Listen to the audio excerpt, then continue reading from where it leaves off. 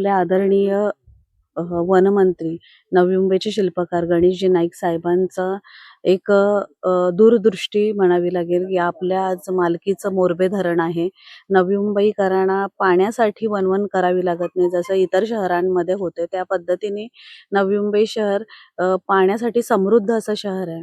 आज आपलं जे धरण आहे ते 88 मीटरवर भरतं पूर्ण आणि आज उन्हामुळे बोला किंवा आता वर्षभर आपण ते पाणी वापरलेलं आहे. 72 मीटरपर्यंत धरणाची आता भरलेलं आहे आणि त्याच्यात 17% पाणी वापरायोग्य आहे. तर नक्कीच पाणी आपल्याकडे आहे मुबलक. जुलैपर्यंत आपल्याला पाण्याचा साठा म्हणजे आपण योग्य रीतीने जर त्याचा वापर केला तर नक्कीच जुलैपर्यंत आपल्याला कुठलीही चणचण भासणार नाही. आज जे आपण 10%चं शटडाऊन घेतलेलं आहे, तो ह्या कारणास्तव घेतलंय की निसर्गाला काय मंजूर आहे. आता सांगितलं जातं पाऊस उशिरा आहे. तर उशिरा पाऊस झाल्यानंतर मग पुढे भविष्यात आपल्याला पाण्यासाठी वणवण नको व्हायला आणि पावसात काही त्रासदायक नको म्हणून आतापासूनच एक आपण दक्षता म्हणून ही 10% कपात नक्कीच जाहीर केलेली आहे आणि नागरिकांना माझं माझं हेच आव्हान असणार आहे. आता जे पाणी कपात आपण करतोय ते भविष्याच्या दृष्टीने आपले एक सुरक्षिततेच्या दृष्टीने किंवा आपल्या भविष्यात आपल्याला पाण्याची वणवण नको म्हणून केलेली आहे. तर नक्कीच ह्याच्या बाबतीत आपण पॅनिक होऊ नका आणि पाणी आपल्याकडे मुबलक आहे, पण त्याचा योग्य असा वापर करा. नक्कीच गाडी धुण्यासाठी किंवा इतर गोष्टींसाठी जे आपण पिण्याचं पाणी आपण वापरतो ते शक्यतो टाळले तर आपल्याला नक्कीच भविष्यात पुढे पाणी टंचाईला सामोरं जावं लागणार नाही. आताच मागील काही दिवसांपूर्वी पाणी गढूळ येतंय असं बऱ्याच ठिकाणावरून तक्रार आली. तर नक्कीच आपण 15 दिवसापूर्वी जो शटडाऊन घेतलेला त्यामध्ये पूर्ण 3 दिवस आपल्या लाईन कोरड्या होत्या पाण्याच्या आणि आता जर इथं मोरबेवर पाण्याची आम्ही तपासणी केली, पाणी जे बघितलं तर बिलकुलच ते गढूळ नाहीये. हे एवढंच नाही तर उपमहापौर साहेब, आपले पाणी पुरवठा अधिकारी सर्वांनीच ते पाणी पिऊनही बघितलं. ते पिण्यायोग्य असं शुद्ध पाणी आहे. तर नक्कीच गढूळपणा इथं नाहीये आणि ह्यावर प्लस आपलं भोकरपाडा इथं ट्रीटमेंट ही केली जाते पाण्यावर.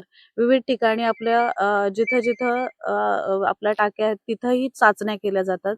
तर जे गढूळ पाणी येतं ते लाईनमध्ये ते मूर वगैरे किंवा माती असल्यामुळे गढूळ पाणी येऊ शकतं.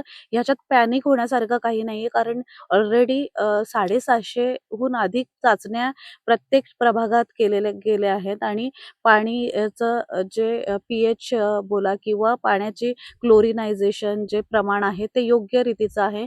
त्याच्याने कोणीही आजारी पडू शकत नाही आणि नक्कीच नागरिकांना आव्हान आहे कारण आत्ता उन्हाळा तापतोय, उष्माघाताचा त्रास होतोय.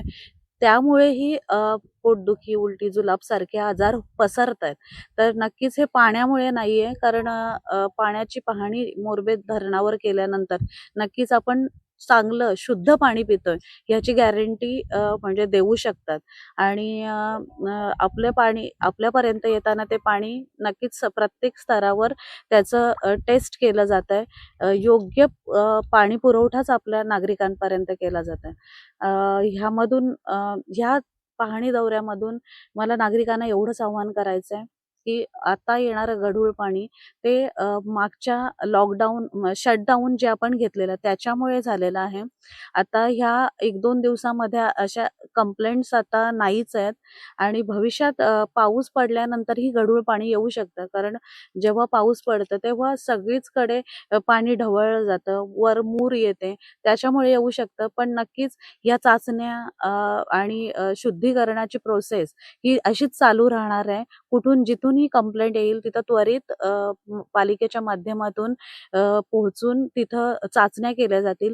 तिथलं तर काय प्रॉब्लेम आहे तिथं पाण्याचा कलर किंवा दुर्गंधी जरी असेल किंवा इतर गोष्टी काय प्रॉब्लेम आहे तो बघितला जाईल आणि त्याच्यावर ट्रीटमेंट केली जाईल. तर नागरिकांना एवढंच आव्हान आहे की आपण पाणी जपून वापरा. आपल्याला इतर शहरांच्या मानाने आपण खूप नशीबवान आहोत की आपल्याला मोरबेसारखं असं समृद्ध पाण्याचं स्तोत्र अवेलेबल आहे आणि ते आपण जपून वापरलं तर नक्कीच भविष्यात आपल्याला पाणी टंचाईला सामोरं जावं लागणार नाही.